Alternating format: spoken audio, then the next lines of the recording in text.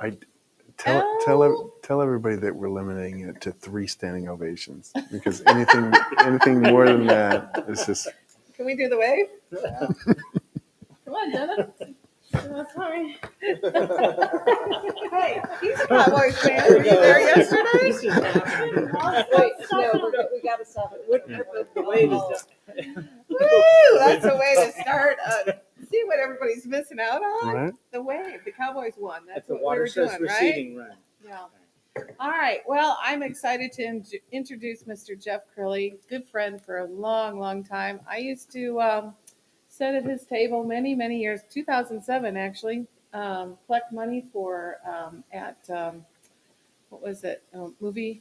What's it Studio called? Movie Grill. Yeah, the Studio Movie Grill, and we've been good friends ever since. Long time. Well, I say good friends, but long time friends, and actually became one of my customers back in That's the day, and I was then one of your customers. That's right. Twice, and had your crews come out to the garage door company, do all those videos. That's how I got hooked on videos, and I'm just excited for him to be Thank here you. and share with us at a roundtable discussion. I think it's very different what we're going to do, but I know you're going to learn a lot. I've learned a lot, and here we go. Thank you, Chris. I'm kind of glad that it's intimate like this.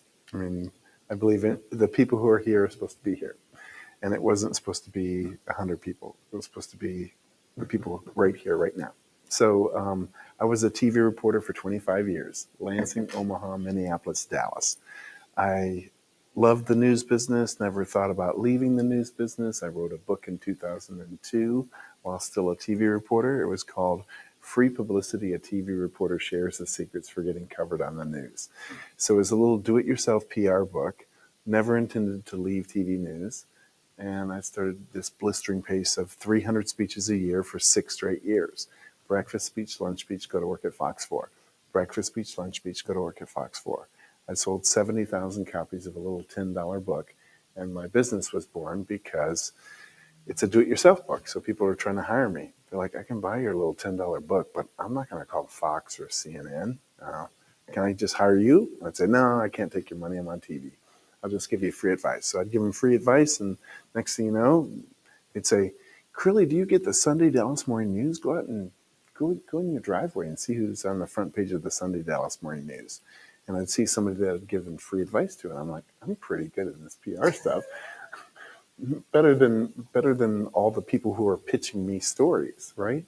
And so in 2008, after 25 years in the news business, I asked my wife's permission to quit, and I quit, and I started my company in my home. So, so we don't need AV for this. I'll just show you. So I'm going to show you my very first client. So we're a traditional PR firm where we get people on Fox and CNN and the Wall Street Journal. And so I'll show you my very first client. So this guy was paying me $3,000 a month to get him on the news. I didn't know anything about running a PR firm, but I always knew how to get people on the news. It's easy. I'm a news guy. You know, I know what the media is thinking. So this is my first client.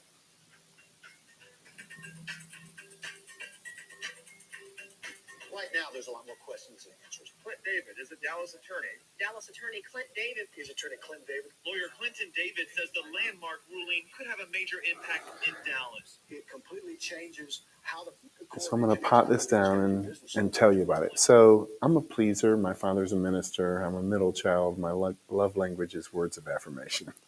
So this guy was over the top with the praise. He was like, Jeff Crilley, you're a rock star. What did I do all my life without you? And so I just kind of woke up every morning thinking, how am I going to get him on TV today? I got him on Channel 8 and Channel 11 yesterday. Let me just get him on Channel 4 and Channel 5 today. Why not? You know, I'm kind of anxious to show off. And so I just watched the local news, and I'd see a colleague of mine at the courthouse. I'd see there's a gag order in this case. That means they need a legal opinion. And so I just call up my old colleague. I say, hey, Sean, it's Crilley. What's going on, Crilley? What's going on? I said, hey, not much, man. I'm gonna be your new best friend. How are you going to be my new best friend? So I see there's a gag order in your Don Hill trial. You probably need a legal opinion. Yeah, who do you got? Clint David. Oh, yeah, we love Clint. Have him come down to the courthouse. We'll put your boy on TV. So lather, rinse, repeat. He gets good at talking on local news, so I introduced him to my friends at Fox News National. And then twice a week, they'd send a town car to his office, and he'd talk live to the nation on Fox News. So I knew I was racking up a lot of like baskets, if you will, getting him on the news all the time. But I didn't realize how many I had gotten him until he fired me. So into the first year, he says, "Hey, Jeff, I've got good news and bad news." And I'm thinking to myself, what could possibly be the bad news? I mean, I'm working harder for this guy than anybody I could possibly work for.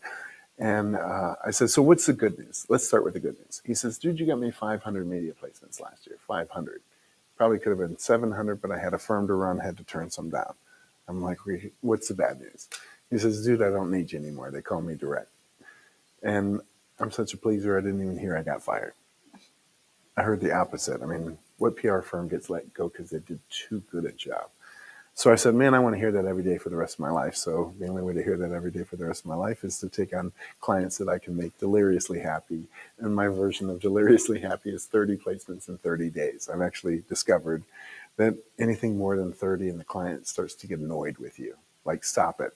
Keep me off the news. So I have clients that will text me over the weekend. They'll say, "Keep me off the news Monday, Tuesday, Wednesday. Put me on the news Wednesday, Thursday, Friday." How am I able to do it? And we're about to get to podcasting. I started this labor of love in 2008, November of 2008. I said, the media needs story ideas. What if I just woke up every morning and started creating story ideas for the Dallas media? So I started with 300 journalists in Dallas that I spammed. Over the course of about a month, I spammed 300 journalists. And I started sending out a tip sheet. This is today's tip sheet. So it's, here are stories that you can do in any market in the country. This is a story about how we're getting hit with like a tridemic. So the flu, there's a respiratory, right? Okay.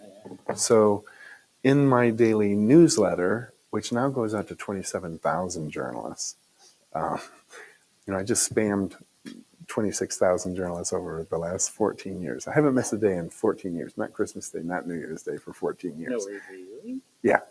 So it's become a thing. It's a tip sheet in the business. Well, when you start spamming people 14 years ago, those are young journalists that were reading me in Chattanooga. But what happens if you've been in the business for 14 years? You move from Chattanooga to WG in Chicago, and now you're at the Today Show. So my contacts got older and more valuable. And so this is a very complicated document. It takes me about 2 hours to do, but I'm putting the source and their phone number out to the media. The reason that's important is the media hates PR firms. I used to hate them. I was one. Why? Because the PR firm is trying to be in the middle. So like they would write a press release for you. They would insist on being in the middle. And journalists do the math. They're like, "Oh, wait a minute. I'm going to have to call this PR firm that may or may not call me back. And then they're going to call you. That just could take 5 hours. Let me just call that professor at SMU who always answers his phone." So we now have 160 clients on retainer. The largest is Walmart. The smallest is an author at home. About 40 or so pay us to get them on the news. The other 120 or so we do podcasts for. And that's what this session is about. My daughter convinced us to get into podcasting. My daughter's my vice president. She's 32 now, but when she was 28, she says, "Daddy, we need to start to get into podcasting." And I laughed at her and I said, "Who listens to podcasts?" She says, "My generation dad's dad. All those kids jogging on a Katy trail are not listening to music. They're listening to podcasts." Chris, can you get me some water? Yeah. Thank you.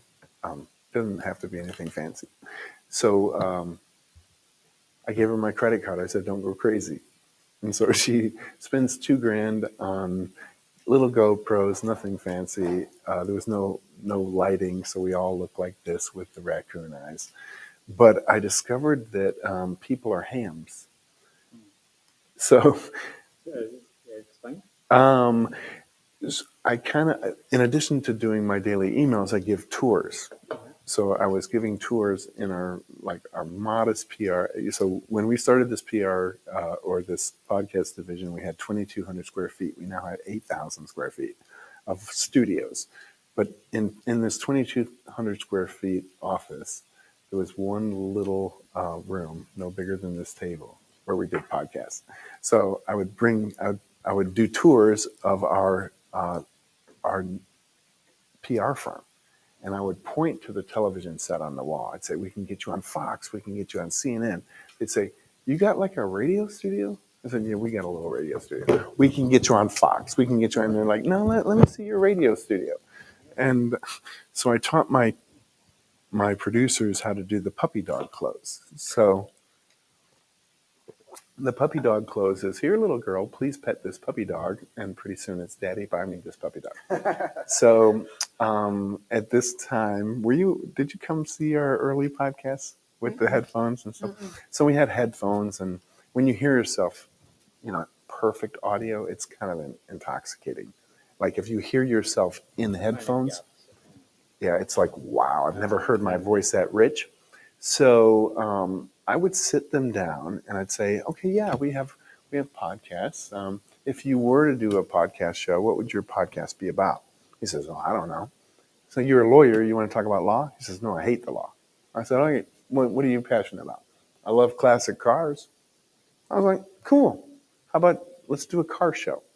"Yeah, okay, cool.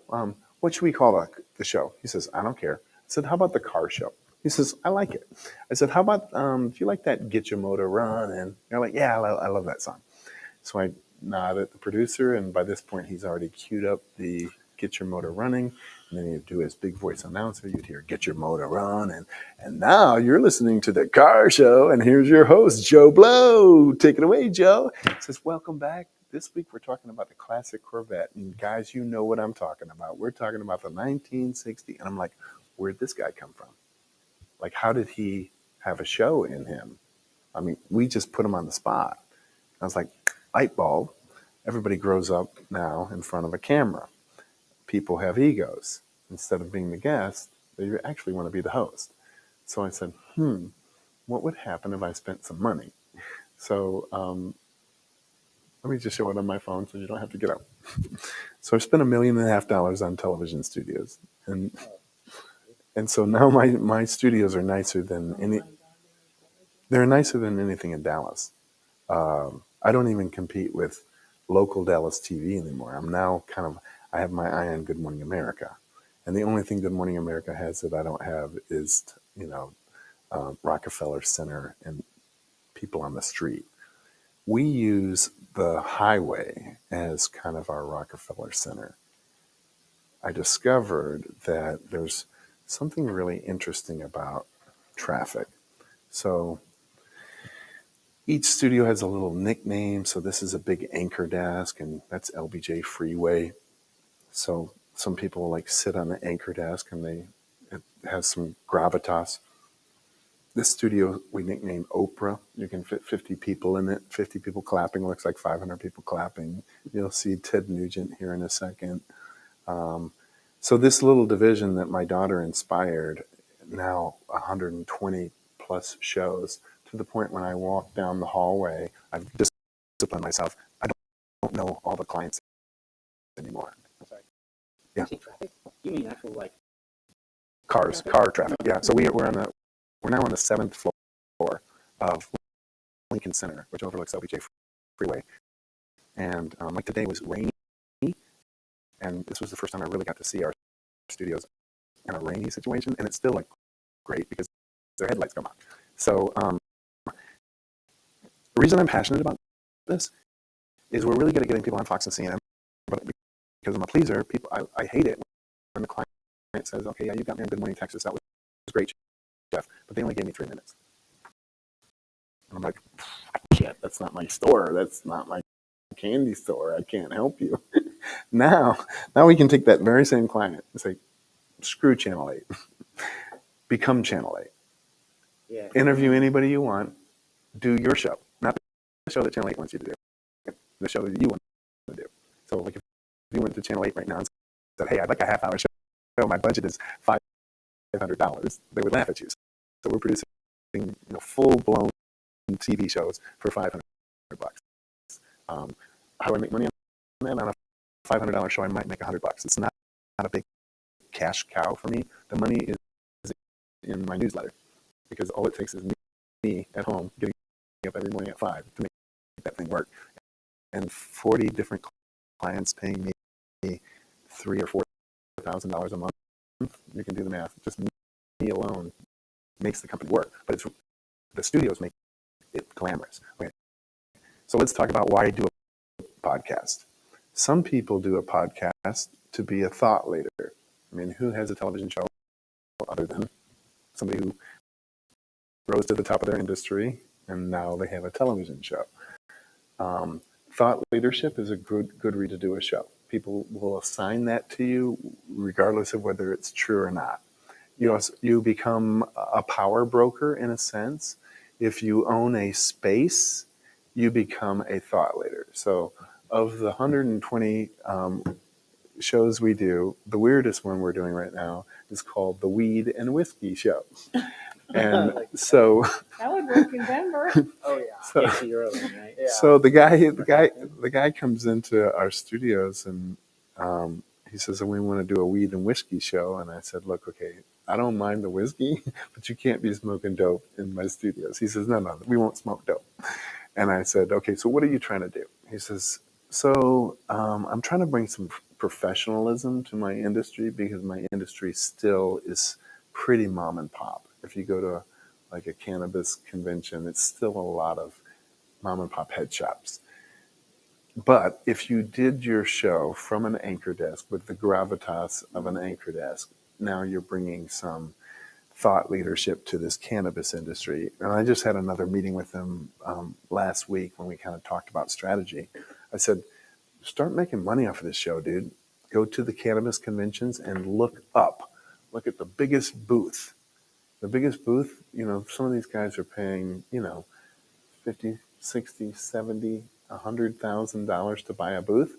Well, they need to come on your television show, because if they got $100,000 to dump into a booth at a convention center, in Vegas or wherever, or Denver, they've got, a few $1,000s to be a sponsor of your television show."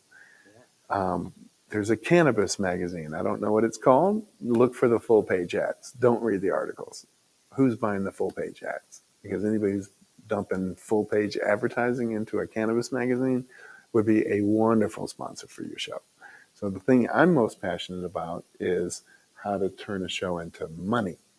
So I'll show you my little show. And when you go to YouTube to watch my show, you'll say, "What's Crilley doing? Like, nobody's watching his show." So my little show makes my company $2 million a year. Nobody ever comes and pays to come on the show. They just come on the show, and then later they discover, wow, you can get me on Fox and CNN. You can make a TV show for $500. So I do as many as 3 a day. So today I did 3 shows. I'll show you what my show looks like. Show you one that I think will turn into a client. Weed and whiskey. Weed and whiskey. So here's the show. So this is Was that the name of the show? Weed, brand is Weed and whiskey. that's one of our shows. Yeah. Coming up next on the Jeff Crilley Show, she's on a mission to expose the uncomfortable truths about our border. Her journey just ahead. So NBC Peacock. Many are predicting that the worst is yet to come, which is unfortunate, said That's one me person in here. Minnesota. Until now, they've enjoyed the reputation of being the nation's icebox. Watched a burglar in his home this morning by webcam. As a journalist of over 25 years, stories are what make my world turn. Reporting live from the Dallas newsroom tonight, Jeff Crilley, Fox 4 News. But in 2008, I took the jump from my familiar life and started a PR firm from my home.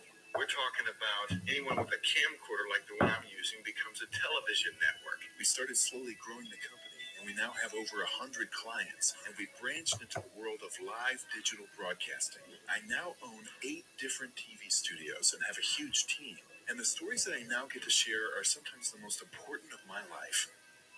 Life has a funny way of coming around full circle. This is the Jeff Crilley Show. Well, many of us only know about the border what we're told by the media, and depending on which flavor of media you consume, it might be sanitized. To talk about that today, Sheena Rodriguez, she is Secure the Border. Thanks for coming on the show. Thank you so much, Jeff, for having me on. Well, I want to hear your journey. So I've got a because newsroom you're behind a me. crusading Well, journalist, but you didn't intend to. I'm just going to pause it. Who has a newsroom and a news desk other than the news? And what I'm seeing is that news viewership is starting to go like this. But you have the rise of social media, where if we go into YouTube right now and put in teenage makeup tips, you're going to see a 13-year-old girl with 3 million followers. And the CBS Evening News only gets about 880,000 views every night. And it costs CBS billions of dollars to produce the CBS Evening News. So when I liken it to Blockbuster and Netflix, there was a time when Blockbuster was the king of the world, and they were very arrogant. And then along came this little pesky little gnat called Netflix that changed the model slightly. If you remember, they said, you know, if you had a date on a Friday, you could order it, we'll ship it to you. So on Wednesday, you have the movie and you can watch it on Friday. Yeah. So the model changed slightly. Blockbuster was way too arrogant to see that the game was changing. They said, no, you would always drive through a snowstorm to rent a video and then get charged the late fee. Why wouldn't you? So at a time when they could have bought Netflix or any other competitor and just swallowed up the technology or put them out of business, they were just very arrogant. So I'm here to tell you that the traditional media is Blockbuster. They've already died and they just don't know it yet. They don't know it yet. We have shows that beat Fox and CNN. We do. It's a matter of finding the right subject. So what I'm saying, instead of broadcasting, you're narrowcasting. You're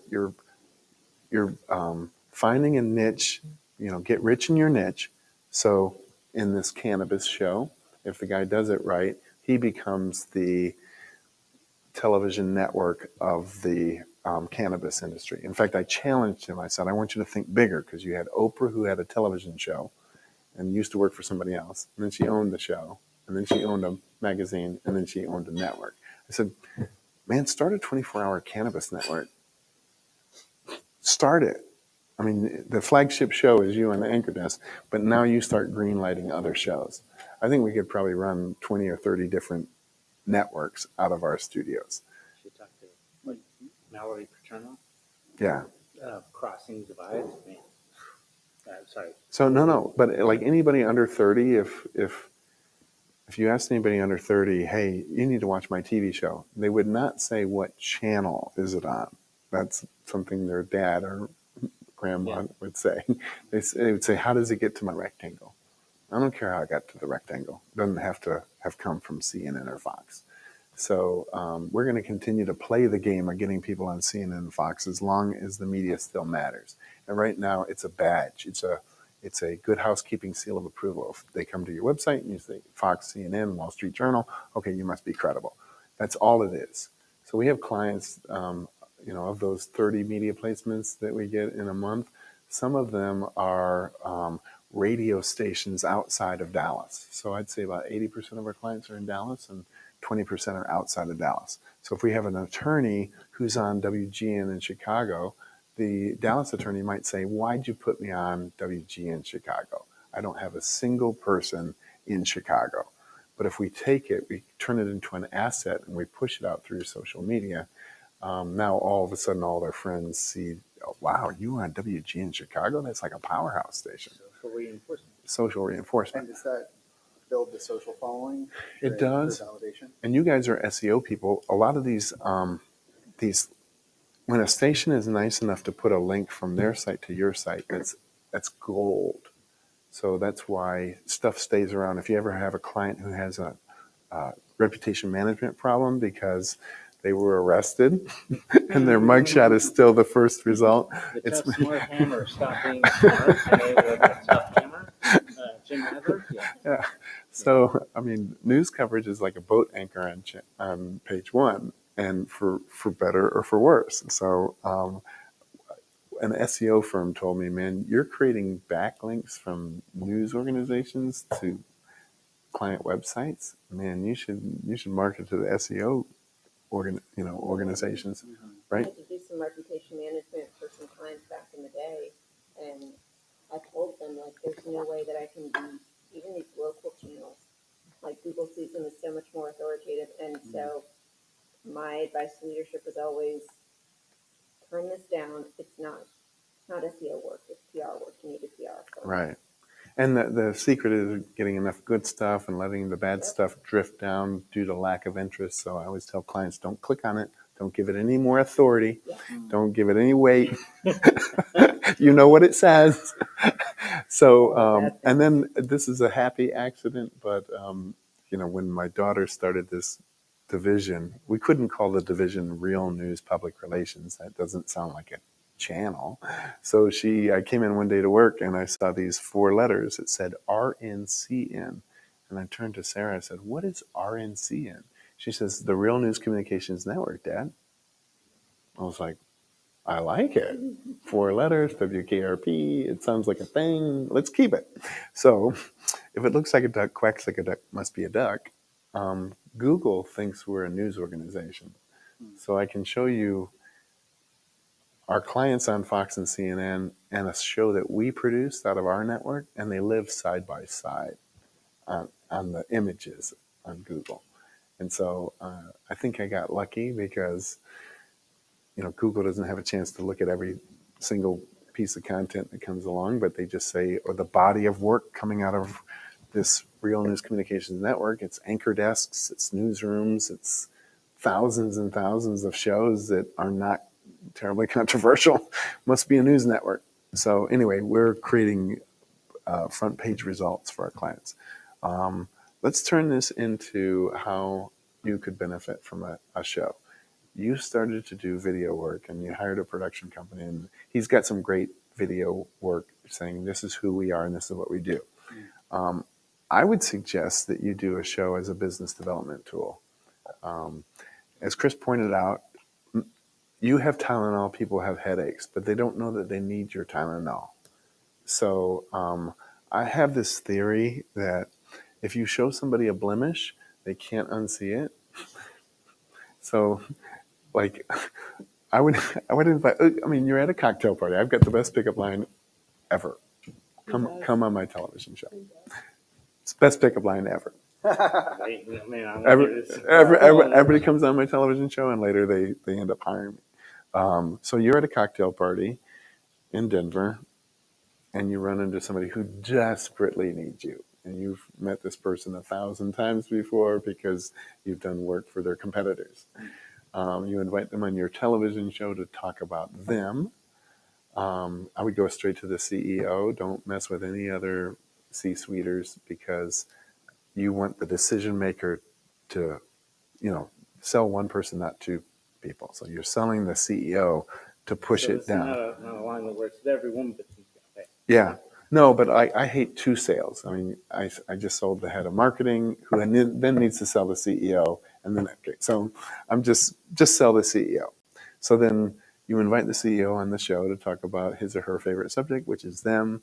You talk about their journey. Everybody likes the early days. Start talking about the time when they started this in their garage, and it was just them and a secretary, and now they have 500 employees. And then after the show, after they're coming down off the high, that's when you're at my place. And I mean, if you guys are here in Dallas for a couple of days, come slide over. We have a director of first impressions. We just hired her from our country club. Full barista, full mixologist. We have all these, we cater in lunch. I mean, we've become an entertainment company. So what I like to do is take people straight from the heady experience of being on my television show to lunch or an adult beverage. And that's when the magic happens, when there's 2 ways to do the sale. You can say, I have Tylenol. Do you have a headache? Or you could say, I have Tylenol. Do you know anybody who is experiencing these pains? Lead gen, sales not converting. If you describe everybody, you describe all of their headaches. They're like, hello, you're talking to me. And what I'll say is that I think the recession that is looming is going to be a good thing for you guys. It's going to be a good thing for us as well, because people go from expensive $10,000 a month billboards to a less expensive form of advertising. And so the blemish that I would point out, so let's suppose you're having a cocktail after the show. Either you, like Chris did her show at Grandscape, which is up by Nebraska Furniture Mart here, and there's like several restaurants and bars right down the 100 yards away from the studio. So the blemish is, I'm just a geek when it comes to SEO stuff, and I was Googling you, and I don't know who's doing your SEO right now, but I found you on page 27. And in fact, I don't know. Do you know this attorney here? And normally it's a guy he hates, right, or she hates. And you're like, is this guy like a big deal or something? Because like this guy, I see that. I mean, how long has he been in law? I'm like, that guy. Like he just graduated. He's only been in the business for like a year. Like, dude, I don't know, man. He must have a good SEO firm, because look at this.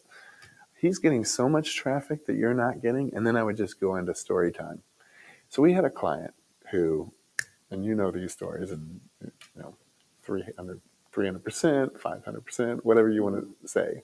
And then I would throw a price in, because people make up a number that is false. I used to give the tour and not tell people how much a show costs. Now I'm like, they sit down on the Oprah set. I said, for as little as $500 a show, you can have your own television show. If you went to Channel 8 and said, I've got $500 for a show, they'd laugh at you. I'm putting that in early on, because they're going to make up a false number. And the number is usually, $5,000, $10,000 for a television show. They stop listening to you. So if you say, we do engagements starting as little as, what's your low end?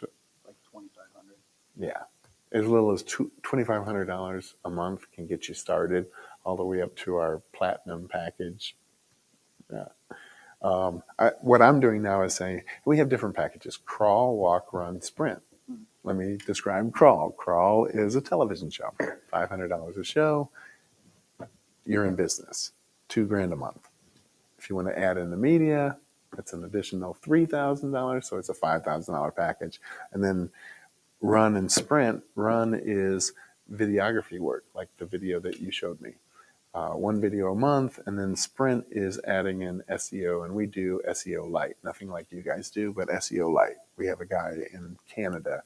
He's the only employee I've never physically met. He's been with us for a decade, but he's good. He's good at it. And you guys are SEO geniuses, but he stays in all the chat rooms where you find out what Google just did overnight. And I'm saying this because this is the story that I tell, because I know nothing about your industry, that Google changes stuff but never tells anybody.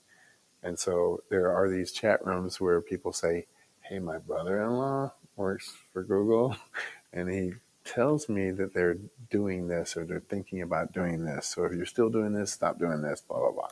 And they're updating stuff. So my experience with the SEO world is a lot of people in your industry are doing stuff that Google used to reward and they now punish. And there are shady companies that are practicing some really bad stuff where the client is actually paying to move down in the ranks. Is this true? It depends on how you do it, for sure. But Well, for instance, maybe 3 times a day I get an email saying, you can buy the domain name bestprfirmtexas.com. And I sent that to Corey, our SEO guy. Says, no, Google doesn't play that game anymore. They don't really reward that. In fact, if anything, it seems really sketchy, and it might hurt you to have that domain name. Is that true? Play the SEO game. I personally, once I find a domain, I stick with it. Yeah. If you were starting off from scratch, maybe. No, you've got too much authority involved in what you've already got, and then Yeah. you're starting over with a new name. yeah. Yeah. So, no, I wouldn't recommend that at all. Yeah, and it seems sketchy. Well, it Yeah. probably is. There's people, business owners get those emails all the time, but they look so real that you think it's really coming from Google, or it's really coming from that company that it's really not. It's BS. Right. Okay, well, I'm going to stand down and I want to take some questions. I mean, this is cozy, and I'm glad that we had this time together. I want this to be meaningful to you. Yeah, A couple. yeah, please. Okay, so one is so the pitch you were talking about, like the ultimate. But it sounded like two different things. One sounded like more like a hook or a mini hook, and the other one was the closer. So like you're talking about the closing, like, hey, you're on page 3, right? The other one of this is the procession, but you have an advantage. That sounds like the hook, like at least a partial hook, right? In this, in the there's a downtrend, but you have advantage of that. You have a bonus. That sounds like partly a hook, not the closing. The other one sounds like the closing. Is that what you're going for? I think it's I'm a salesperson who uses my guts, and I read the energy of the person, and they're either getting it or not getting it. And so one of the things that I tell people is a recession is a good healthy time to look at the stuff you're not doing. I mean, when the phone's ringing and times are good, who has time to worry about marketing, right? Yeah. Anybody can make money, and they're great for time. Right. So I tell clients and prospective clients, the strong survive during a recession, the weak drift away. So all of those competitors that you used to worry about, if they don't really have a good foundation, they're going to wither away. And this is a time where some people choose to get aggressive on the marketing because the cost of marketing goes down typically during recession. And this is a time to get aggressive. In fact, the story I'm telling myself now, I thank God I have this podcast division, because usually the first thing that happens during a recession is you drop your marketing fund. Most people do. But because now more than 50% of the income of the company comes in through the podcast division, I can actually control how much money my company makes based on how many shows I do. So I do as many as 3 a day, but it'd be very easy to do 4 a day. So it's all about at bats. And one of the gifts that my daughter gave me about 4 years ago was, Daddy, you're spending too much time with existing clients. You need to do what you're born to do, which is sell, make money. We'll take care of the clients. Once you sell them, you don't need to be in that meeting anymore. And so virtually every meeting that I have all week long is a money-making meeting. When I look at my calendar and if I don't see at least 15 to 20 money-making meetings on my calendar, I'm disappointed. It used to be 3. So it's how you use your time. So you get what you're focused on. Mm-hmm. And so every morning that I wake up, I'm focused on bringing in new revenue. So like today we did 3 shows today. 2 of them are already getting information from my son. He's my head of business development. So I just say, Dallas, send them a menu of our services. Send them our best 2 packages. Well, you through Google AdWords, like best PR firm Dallas, best PR podcast studios Dallas, we get another 10 or so leads a week. So on average, we're writing like 20 to 30 proposals for new business a week. Well, even if we suck as closers, we'll close one. Even if we suck, we'll close one out of 4. Sure. Which means we're onboarding about as many clients as we can possibly onboard without breaking the machine. So yes. This is another part. This one thing I'm so excited about, like you talking about that. So like traditional is like has been a negative word at like conferences like this or organizations, because we're looking at like, oh, look at the data that we've gotten, right? Well, I can get specific ads. Now I just run ads. These are targeted ads. I get conversion data, right? Right. But that's not always accurate, right? Because that person actually saw a lot, it leads up to that conversion point. They saw this. There's a lot of different things. They didn't just decide at that point. There was a lot of mental things, right? Now in TV and radio, broadcast, this has always been a challenge, right? So the divide, like as digital started coming along, oh look, they don't know, but that's not true. They've got something different. We Right. have to bridge the divide. Now these analytics wizards are going to have to look, like pierce, like go through the data and try to figure out how does this all work together. This is some like crazy stuff. Like you can go through, like a person goes into like Google business profile. That's not not necessarily a last step. Could be an early step, but it's not the only step, right? Right. This divide is fantastic, and I love it because if you look at an analytics account where TV ad is run, or with Robert Riggs, Yeah. I mean, it looks like a bomb goes off, but not everybody in that audience matters. I'm sorry, I don't put it that way. Right. Marketers sound terrible. No. But it looks like a bomb goes off, but he's running a podcast. Most of that traffic is trying to go off site to something else that you can't actually track. Right. So the idea, and he does get some growth. Anyways, sorry. I think you know where I'm going. I love this divide, and you're like one of these bridging elements where we all, as an industry, as a marketing industry as a whole, need to go, hold on, it's not one thing.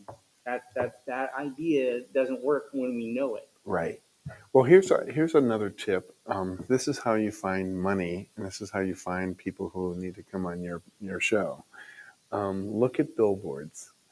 I love billboards in Dallas because every single one of them says this guy's spending $10,000 a month, and the studies show that unless the headline on the billboard is extremely provocative.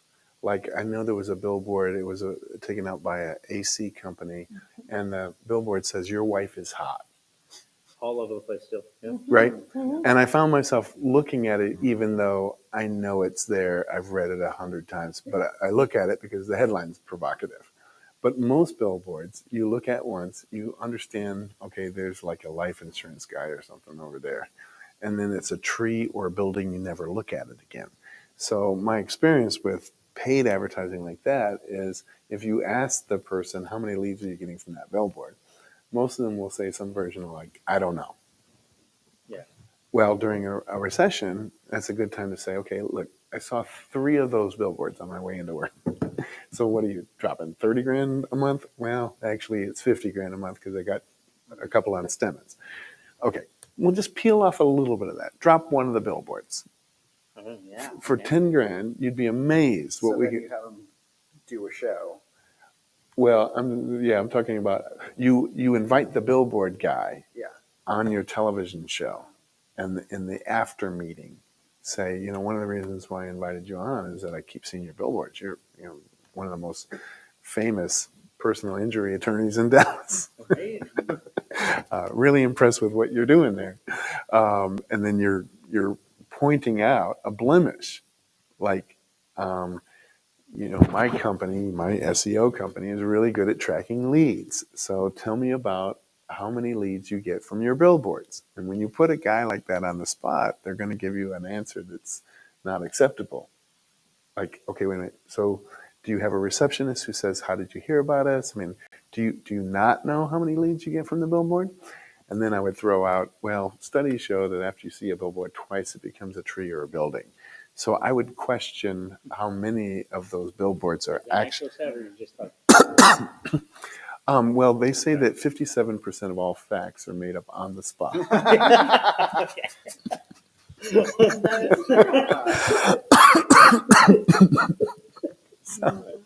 So anyway, I hope this is helpful for you. No. I This think is great. I run across this divide because what I find amazing is when marketing channels are working together. yes, And I know that I like organic and pay and like local. Yeah. When they're working, I know I get I'm at the top of the search results. They're greater than the sum of their parts, and I know when they're working well, I'm getting the credit. I'll take it. Thank you. Yes. But it's not just me, right? And that can't possibly be. And when you're putting up ads in different places, that you can't get attribution on unless possibly the person actually dials the number that while they're driving they actually record. Whatever. Right. Okay. Maybe they're going to get a tiny percentage. okay, it works great, and I'm the recipient of like, hey, yeah, great, oh, thanks, yeah, okay, cool. Excuse me. But if they're not running that, I'm F sometimes, Right. and they're like, what's going on? You cut your budget in the wrong places, Right. and this is where I have to like, it's a greater sum of everything of your mix. Right. Well, do you find that once you get a client, do they stick around for forever? No. How long do they stick around? Well, sometimes you could. I mean, it depends on if the grass is greener. Because, good lord, they're constantly chewing it. Like some people are ready to bolt because they got a lot of like, I guess it's faithfulness, like in a Yeah. relationship kind of way, right? They're as faithful as their options. Some people are like, I got to work. Well, I mean, some people are like, I've got the guy. I don't want to let go of that. And so I want to make sure they're connected with people that they can trust too. Right. So they're building that up. I guess it depends. Well, so that would be another. This is not a podcast thing. It's more of a how to retain business thing. We hired a bunch of pleasers. I mean, you worked with Joe, right? Who just left. Did you hear that? No. Yeah. And He's got Ziggy and no Ziggy's still Yeah, there, but okay. yeah, Joe had a baby. He did? Yeah. So yeah. Exciting. Anyway, he's going to work from home. So I hired a bunch of pleasers, and so the reason I say that is we work ourselves into the life of the client so that they can't even imagine not having us. Um, I want you to see our studio sometime. So our director of first impressions, the mixologist I told you about, she has a list of the shows that are coming in. And so before you walk into our studios, about 10 minutes before you come in, she changes all the TV sets. So you come in, there's like 5 TV sets in the lobby. She changes them all to you. So when you walk in, you're like, oh, and your guest is the same way. And she's like, oh my goodness, I just watched your last episode. Great question that you asked. Michael Irvin, I'm just in awe. What was he like? Was he really nice? Okay, I'll see you in makeup. Do you need a little champagne before your show? So she's like working herself into your life. And then because I hired all these really nice producers, people have trouble like breaking up with us. I remember. It's hard. Very hard because you get involved in their lives too. Yeah, so it becomes personal, and that's I'm as a fellow entrepreneur, I'm like, get personal, make it really hard for them to ever imagine. I mean, of the things that they can cut, they just aren't cutting you. I remember when this kind of hit me. A client called me. This is 5 years ago. He says, "Hey, can I meet with you?" And I was like, "Yeah." And then he comes in, and he's just so stressed out. He says, "Jeff, I couldn't sleep last night." I said, "You couldn't sleep last night?" He says, "Yeah, I don't even know how to tell you this." I said, "Tell me what?" He says, "I ran out of money. I can't keep you guys, and I couldn't sleep last night." And I was like, dude, that might be the highest compliment I've ever been paid. I mean, there are lots of vendors in my life. You know, the guy who mows my lawn. I don't lose sleep over vendors. And so the fact that you lost sleep over me, I was like, Ken, give me a hug, dude. That's awesome. And so, make it personal. I guess that's a challenge that I ever personally. I want to build a connection, but I'm very much about brass tacks. Did you, is your business growing? Right? Is this a mutually like beneficial agreement? Yeah. Are you growing? Are you profitable? Yeah, sometimes the grass is greener, and it might actually be green, but is that for a short period of time? Is that for long? But I would say I would liken it to who has a hairdresser that they've been seeing for more than a decade? Raise your hand. Not me. No? Yeah. Right? My oldest is hairdresser, and I love her to death. So okay. I don't Aside from that, no. I don't change the hairdresser. I have a dry cleaner that I've used forever. I mean, there are personal relationships that you develop, and breaking up with your hairdresser, you wouldn't imagine it, right? It doesn't matter what. Yeah. Fired me first before I broke up with her. Yeah. See, that's what I'm saying. So, why did it become personal for you? So at first, like, I wasn't sure about her, but then we started building that relationship. Honestly, she called me hot. She complimented me and made me feel good. So I wanted to keep going to her, and I started trusting her. And I started like if I was like, I like this haircut, I would feel like she would tell me if it would look good or not on me. If I was just like, hey, I want to color my hair, will you help me out with that? Will this color look good? How long will it last? It's building the trust and building the relationship. And she gets to know everything about you, and she gets to know, it becomes really personal.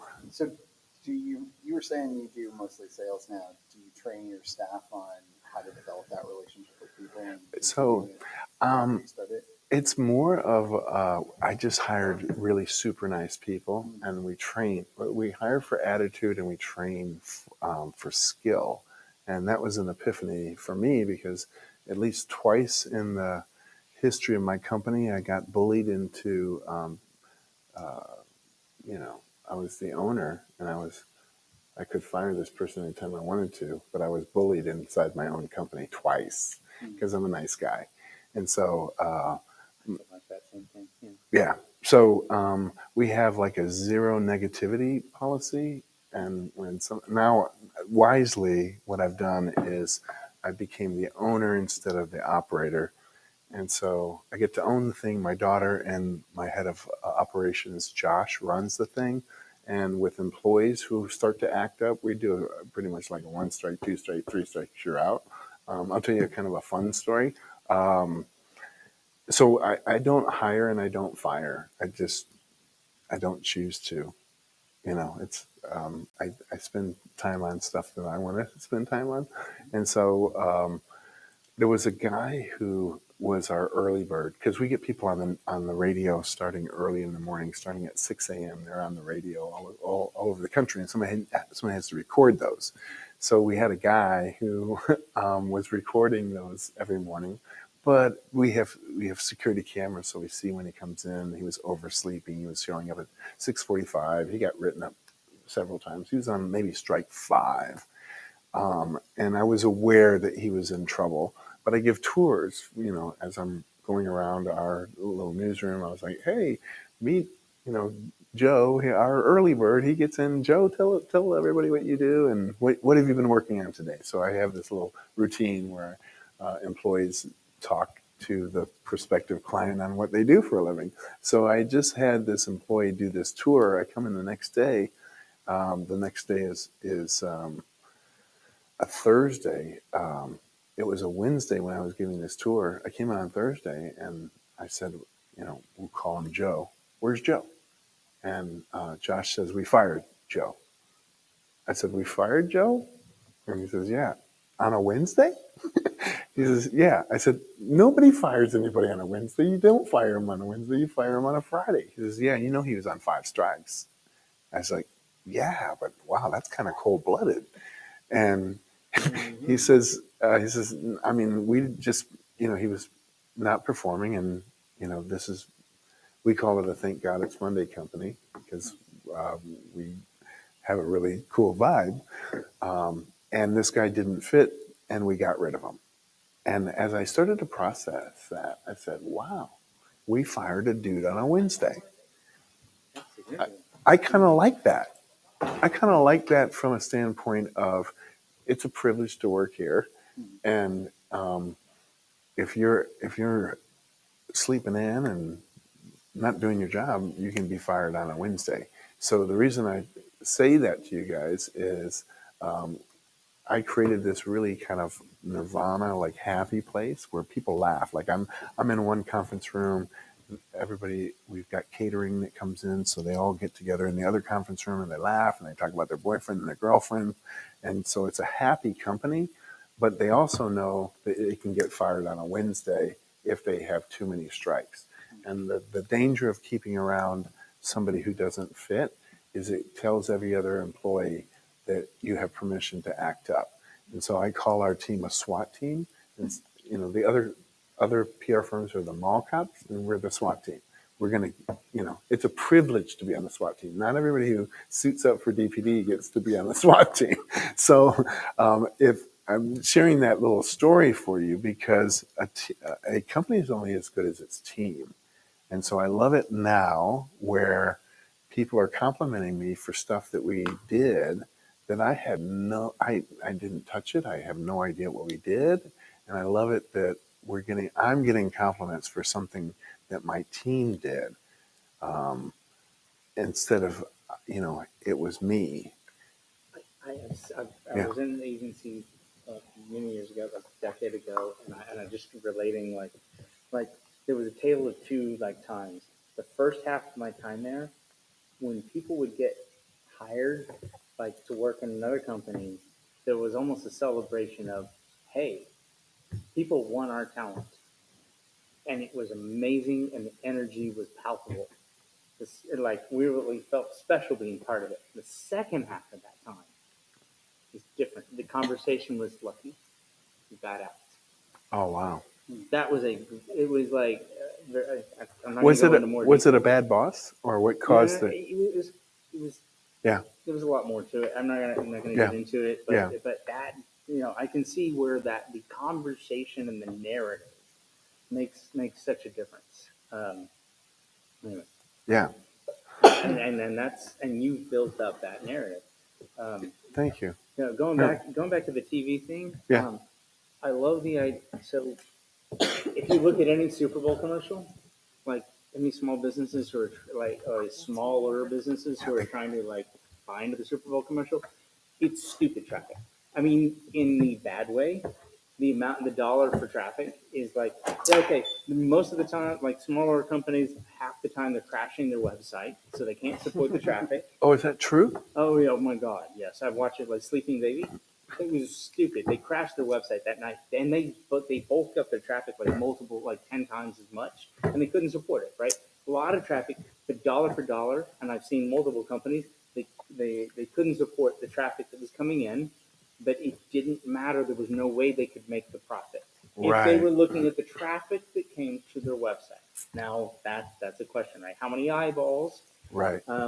And I think we've gotten to TV. Like there was a classic in digital marketing. TV is Jesus, right? You trust TV so much, Right. and I think we've crossed that divide. We're looking at the time where we need people who are converting people to a different kind of business where not necessarily TV is not bad. TV is fantastic. I mean, huge amount. I mean, a bomb will go off. I mean, right. FBI, right? Anyways, so. It's fantastic and it's very powerful, but it's too expensive many times for the cost. It's like we look at print. There's sometimes that print's cheaper than what we do, and we can actually drive better cost with the print. We just have to evaluate the cost. Right. Getting businesses to open up those and then cross and figure out what's that mix and test. Because if I look and I say, well, did I make money off of everything that you did? Here's my display, here's my search, here's my Facebook ads for prospecting, here's my okay. Now you cut all this. Oh well, that's wasteful. You cut that off, and your total business, did it decrease? If not, okay, maybe it was wasteful.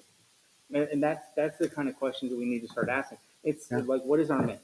So I've actually, my company was going down into the rabbit hole of attribution. And I work for a very large company, which you made the comment of, we just want to use as much budget as we can. Mm-hmm. We don't do small and scrappy. Sure. And so got heavily into attribution and all these platforms and what they're selling. And after diving into my measurement analytics group, they essentially said, yeah, I mean, you've got all these expensive platforms, but the best way to tell attribution and lift is take something out, do something increase, great. And that was part of your mix. So it's interesting you say that. And I'm also still laughing about your hairdresser comment, because while I don't have a hairdresser that I visit religiously, I just moved down to Houston, but I love my massage therapist so much that tomorrow night I actually have a massage appointment with her, because it's 3 months. And even though I live in Houston now, why not go see our massage therapist in Dallas? I think that's great. It's a loyalty thing. Yeah, but she's one of the few, I know about her, I know about her husband. It gets personal. Yeah. You can't measure that in attribution. Yeah, no, but I'm just oh no, I don't have a hairstylist. Oh, I have one. Massage therapist. I'll This is relationship, right? That's um, So real quick, yeah. when you're creating these shows for people or for their companies, I should say, is it? It sounds like for some of them, the point of this is not necessarily to get a lot of eyeballs on the show. It's more to create a forum for guests to come in that they can build a relationship with. But I would assume there's some of these that also get a following and start getting eyeballs on their show. And like, I is that where you transition into the email list and putting you get do you get these shows you produce and push them out through your email list so they syndicate through news organizations and get traffic built up that way? No, so I'll tell you what. I had a show. I'll tell you a story to illustrate this. So, Let me yeah, just throw yeah, this in yeah. there.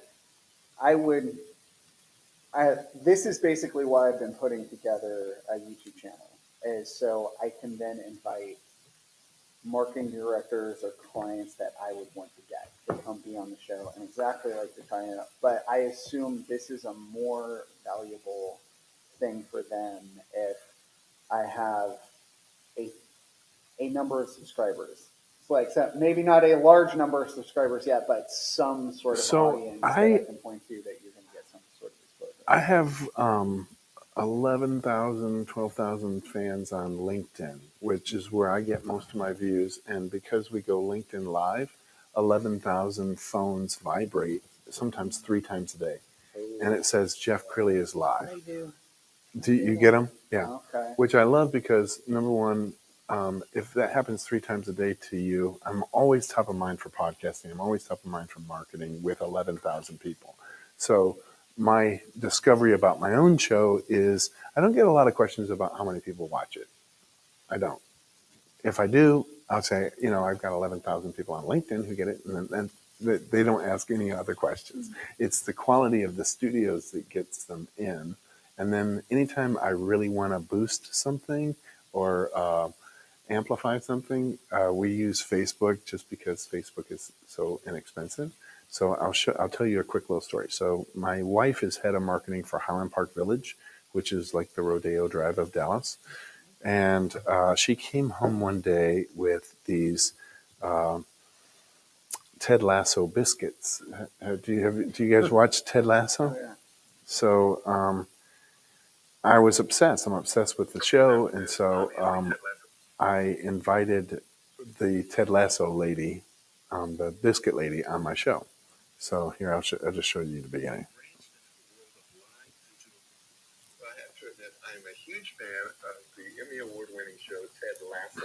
And so my wife, who's Victoria Snee, head of marketing for Highland Park Village, comes home with these Ted Lasso biscuits, and I became obsessed. I said, I need to meet the person who came up with this. So joining me is Kathy McCann. She is with Linda's Bake Shop. Did I pronounce that right? Okay. Right. And then Before we get into and in the show in the we run a clip from Ted Lasso. Do you know the biscuits? Do you watch Yeah, Ted yeah. Lasso? He keeps bringing her the biscuits. And Yeah. Just like these are amazing. Okay, so I normally don't amplify my show at all because I don't care who's watching. I'm doing my show for one person, the person I'm interviewing, period. And I know that they'll probably share it on their social, and we'll get comments that will mean something to them. So on this particular show, because I'm a pleaser and I was seeking praise from my wife, I said, hey, Dallas, my son, why don't you throw like $20 on Facebook advertising? Let's just amplify it to Ted Lasso fans in Dallas, Fort Worth. Why not nationwide? Because she can't ship nationwide. The cookies break. She can't ship. So $20 almost crashed her website. She sold out of biscuits, and one of the people who happened to catch it on Facebook was a writer with the Dallas Morning News. And so I quickly within 2 hours of us boosting it on Facebook, I'm getting text messages from my wife saying Kathy is just selling out of biscuits. The Dallas Morning News is coming over. And then Kathy is texting me saying, "Oh my God, what did you do?" and I'm telling you, like that's like $20. So anytime we want eyeballs, that's what I like about Facebook, because you can actually tell it, don't broadcast it, narrowcast it. So for the right, I mean, if you ended up doing a show and it's marketing companies or something like that, which would be a good guest, I'd have every marketing company in Denver on your show. Not only that, but like people who run decent sized e-commerce websites who need to do marketing for those. Yeah. I would really like to get like a director of, I don't know, the Gap's website or their marketing, something like that, and be like, I want to talk to you about successes or failures, things you've learned along the way, and then find other people who are interested in somebody who runs a large e-commerce website who would want to tune in and find out, oh, this is how they did it. I wouldn't just name the show something that people would want to be on. So we had a show one time called Legends and Leadership. Well, who doesn't want to be on that show? We had another show called The Best of the Best Show. So mine is the Jeff Crilley Show, which is kind of like, the So Ellen some of show. this is branding your show. It's like, what is this show to the person who is on it? Yeah. And what's happened now, because Dallas is a kind of a small town, at least the people who are making stuff happen, I'm doing so many Jeff Crilley shows, and they're being amplified mostly by the guest. The guest is sharing it across all their platforms. So now when I go networking in Dallas, I come into almost any room, and they're like, "Hey, I've watched your show. You had my friend on. How do I get on your show? Who's your producer?" And I just quickly kind of size them up and say, could they be a client? If they could be a client, absolutely, they're coming on the show. And sometimes I'll even be as bold as to say, "You got kids?" I mean, if it was during the summer, I was like, "You got kids?" "Yeah, I sure do." "How old are they?" 8 and 10. Bring them into the studio. They'll think it's really cool that mom's on TV. Yeah. And then there's something about TV still matters a lot. right? And so, and then after the show, with the kids, we're sugaring them up on chocolate, almonds. I'll say to the mom who was just on the show, "And have you ever thought about your own show?" And the kids are like, "Yeah, Mom, you need to." I get to buy into the kids. Oh my goodness. Got all that time spent on the cereal box. He is sneaky. He got me that way. I mean, I have kids, but because I've known Jeff for a long time, and then he actually got us on the news a few times or different things. Garage Door is a little tougher to get us on in 30 times in 30 days. Yeah. Nobody really cares. But they got me speaking engagements, different things, right? So we took a hiatus for a while, and then I'd been watching him on LinkedIn. My phone buzzes every time he's live. Okay, and it was 2.5 years ago in June, which is National Garage Door Safety Month, and I texted him and I said, "Jeff, I love your show. How much does it cost to come on?" And he said the best words to my ears was free. I'm all about free. And the next thing I know, I got a podcast. Now, so all I would say for you, Chris, is But I if loved it. It's an amazing experience, and I just wish more people were here tonight because it truly is an amazing experience. I mean, and those were the older studios when we were when you were on, I don't know, 2, 3 different floors. And well, so he just came out with, if you ever reboot the show, why don't you have marketing companies on your show? Because marketing companies do not do what you do. right. And when they start getting asked those very pointed questions about ROI, they need to say, well, we actually need to have Yeah, probably will. I mean, mine was called Hidden Gems of DFW because I'm about small business, and I would bring small business owners in, and we'd talk about their growth and where they started. And I had one gal who does chocolate pinatas and smash them and candy comes out. It's a ton of fun. Kids love it. And over her venture, because she does a lot on Instagram, Michael's found her. And then she had her own molds made and sold in Michael's. So you never know where people are going or coming from. And so I'm all about the small business and helping you help them grow. So it was just kind of really Here interesting. she is. Hidden Gems of DFW is a video podcast to help marketing professionals as well as newbies learn the art of marketing and finding the treasures that help a small business grow. This podcast will be filled with gems and treasures in the DFW area from some of the best guests in the business. And even if you are not in the DFW area, these treasures will work for you. And now get ready for the Hidden Gems of DFW podcast with Chris O'Connor. That was my own voiceover. Welcome. I'm so glad you're here at Hidden Gems of DFW. Do you remember I'm this Chris one? O'Connor, your host, and I can't tell you how excited I am to have our guest today and introduce Here, I want to pet say this that puppy. a lot of you went out and bought this book, the email through to visit Alright, it, so because I think it's Here's going the to question help. about Yeah. this one. Okay, so I'm taking a guess on the garage door business, just as an example. Yeah. You have a utility, the garage door is busted, shit. Okay. You have security. I might let my garage door go, but this is a problem, and I'm worried about like people getting into my garage. And then maybe weather, right? Okay, so this is my head. This is the top three, right? But most of the time, you don't give crap about your garage door. It works or doesn't work, but usually it works. And that's your thing. Suddenly, your problem is when it stops working, or it looks like it may not be working as well. So you have to choose where you're going to take your audience, and you're putting in a long-term investment into like putting that podcast there. How do you go about that? Well, when she was doing her show, it wasn't really garage doors, right? It was about her SEO business. Yeah, small business, how I could help them build their own business on a shoestring budget like I do. Yeah, and if she was trying to promote her garage door business, I would say she would have a steady diet of realtors, Okay. Okay. Realtor audience. Okay. Gotcha. home builders. No, not so No, much. I wouldn't. Well, it depends on if I wanted to deal with home builders, but I have no desire. I have no desire.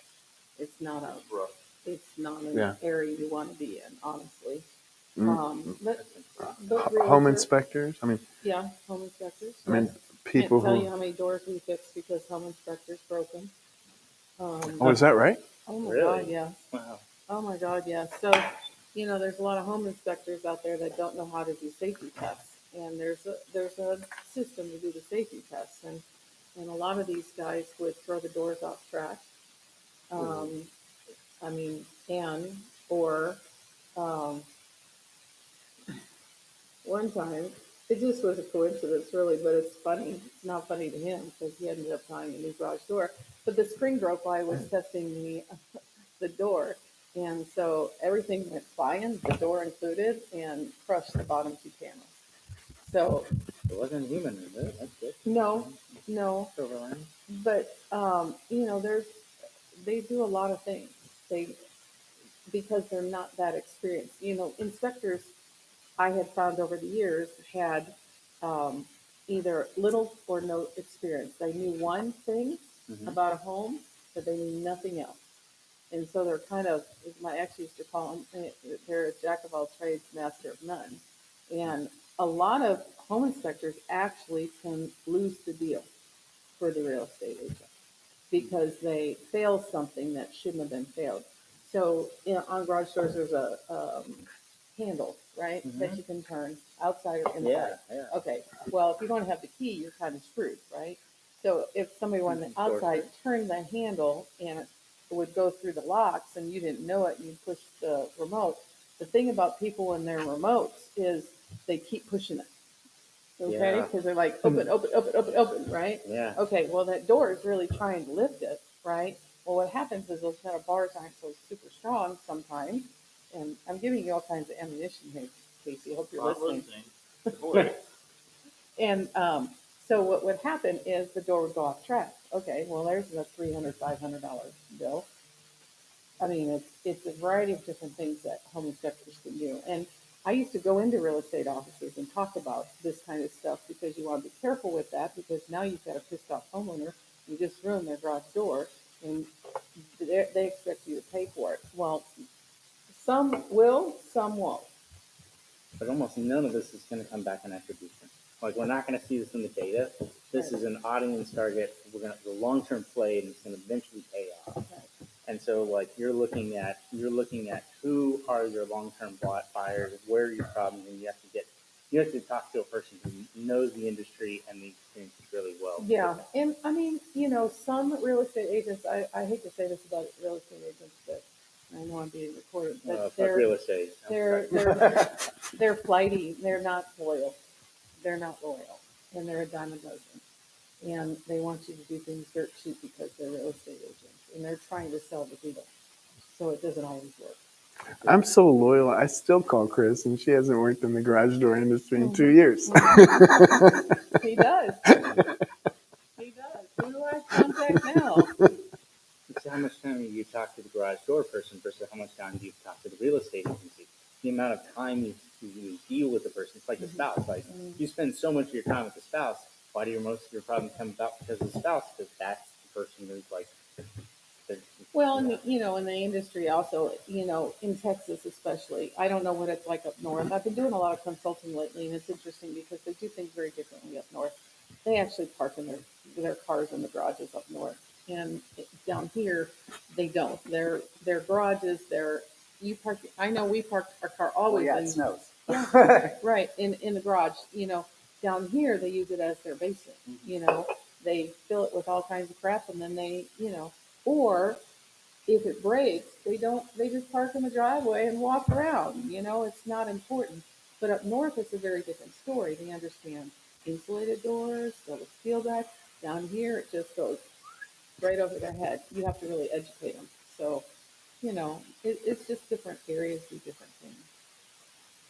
You know what I would really love to see for your media placements? Because I've seen this once with a client that I had. They had a story where they found $10,000 in a house they bought, and they gave it back to the owner. It got picked up by a lot of different news stories. We never got a link back to the website. Okay, we never got that SEO juice that we were looking for. Right. But rankings still increased. No kidding. Just the mention of it. Yeah, there was we didn't do any other changes because I kept very detailed change logs of what exactly we implemented. I'm just wrapping up.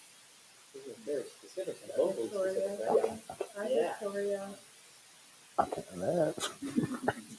Is that on camera? Yeah, you got the mic, babe. Yeah. Hi, Victoria. But no, I would be interested to see because I'm guessing, it would cost you $200 to run SEMrush for a couple of months. But I would be interested for you to crack the domain of the person you're getting 30 placements for. I mean, not to say stop all SEO efforts, definitely not the case, but have a very targeted test of how much lift you could generate to see if you could replicate my results. I think, that's cool. Well, you could even look at what you've been doing and see, well, if it's been growing at this kind of rate for a couple of months, and then all of a sudden either you see a big spike, or, I don't think you see a big dip, but if you see fluctuation one way or the other, even if you couldn't make direct attribution to what is causing that spike, it's like, well, we did this and this was different. That's a pretty good argument. A specific set of keywords for a specific client in a very specific geography. And it was the media placements, and then it went back down a little bit, but it was still higher than it was before. So I'm convinced that so mentions alone, even without the link, Wow. you're doing SEO services. That's cool. Yeah. All right. Well, obviously, Victoria wants him home. This was fun.